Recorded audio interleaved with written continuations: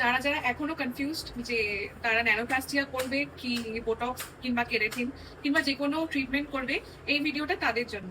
তোমরা অনেকেই এসে আমাকে কোনো প্রোটিন ট্রিটমেন্টের জন্য জিজ্ঞেস করো, কিন্তু তারা তখনো পর্যন্ত কনফিউজ থাকে যে তাদের চুলে কোনটা যায়। আমি তাদেরকে গাইড করে দেবো এই ভিডিওর মাধ্যমে। যাদের হেয়ার প্রচন্ড ড্রাই স্প্লিট এন্ডস রয়েছে কিন্তু তারা একদম স্ট্রেট লুক চাইছো না, অ্যান্ড হেয়ারের মধ্যেও যাতে ময়েশ্চারটা কন্টেন থাকে সেটা দেখতে চাইছো, তাদের জন্য কেরাটিন কিংবা বোটক্স কিন্তু একদম পারফেক্ট। কেরাটিন বোটক্স প্রোটিন কিন্তু তোমাদের হেয়ারের আউটার লেয়ারে একটা প্রোটিনের লেয়ার সৃষ্টি করে, যার জন্য তোমাদের হেয়ারের ময়েশ্চারটা কন্টেন থাকে। সেক্ষেত্রে তোমরা যখন চাও যে আমার হেয়ারটা পুরো ড্যামেজ ফ্রি হয়ে যাক, রিপেয়ার হয়ে যাক, কিন্তু হেয়ারটা যাতে একদম স্ট্রেট লুক না থাকে, তাদের জন্য কেরাটিন আর বোটক্সটা কিন্তু বেস্ট। আর এগুলো সবকটার থেকে অ্যাডভান্স প্রসেস হচ্ছে আমাদের ন্যানোপ্লাস্টিয়া। এই ন্যানোপ্লাস্টিয়া ট্রিটমেন্ট কিন্তু তোমাদের ডিপার লেয়ারে যায়, তারপর গিয়ে প্রোটিনের কাজ করে।